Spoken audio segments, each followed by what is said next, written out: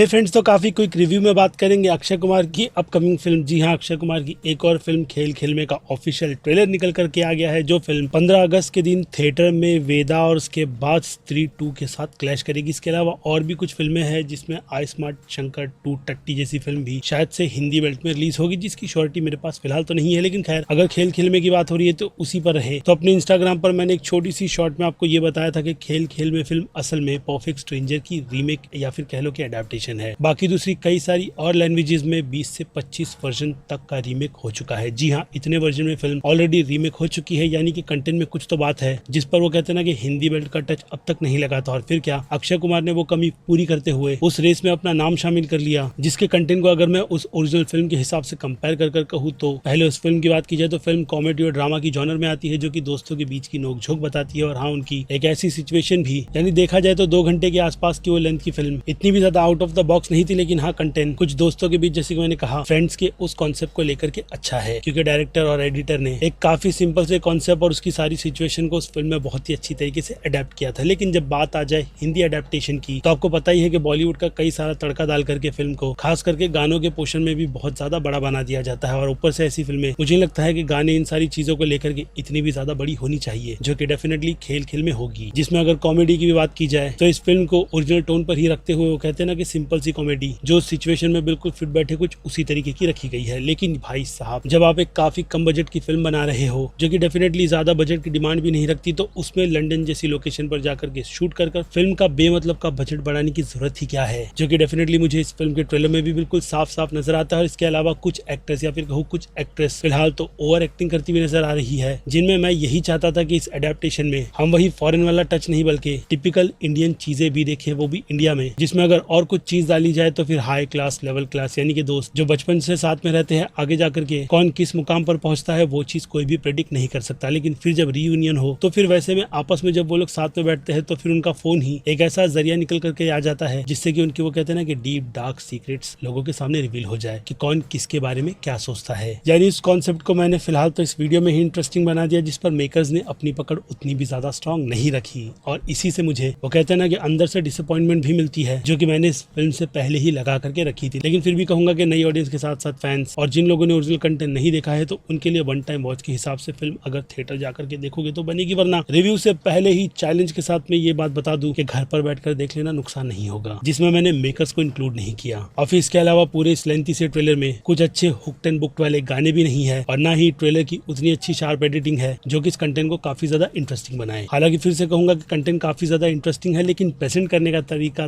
थोड़ा सा कैजुअल हो गया। वो क्या है ना कि कॉपी के नाम पर हम सिर्फ पेस्ट वाली सिचुएशन ही सीख चुके हैं। अपग्रेड करने जैसी चीजें भाई वो कौन करता है, वो तो भाई मेहनत का काम है, इसलिए उसे छोड़ो। जैसी फिल्म है बस वैसी ही ऑडियंस को सर्व करना है, जिसमें गाने, एक्टर्स के कपड़ों पर खर्चे और इसके अलावा स्टैंडर्ड्स और बाहर की लोकेशन डेफिनेटली दिखा करके वो कहते हैं ना कि एक ग्लैमरस जिंदगी दिखाई जाती है। और उसके पीछे की सच्चाई अगर वो फिल्म रखती है तो वो मुझे लगती है फेक, जो कि इस फिल्म में भी फिलहाल तो नजर आ रही है। लेकिन खैर, अभी वो कहते हैं ना कि थोड़ा छोड़ देते हैं इस फिल्म को, क्योंकि 15 अगस्त के टाइम पर जब फिल्म रिलीज होगी तब देख करके मैं अपना ओपिनियन इस फिल्म के साथ जो मेरा था वो शेयर करूंगा, जिस पर अब आपकी क्या राय बनती है वो मुझे आप कमेंट में लिख करके बताइएगा। क्योंकि फिलहाल तो बस इस ट्रेलर रिव्यू में इतना ही। बाकी मैं हूं Aziz, movie stock show channel like share subscribe भूलना मत। मिलूंगा जल्दी दूसरी किसी वीडियो में। Till then bye.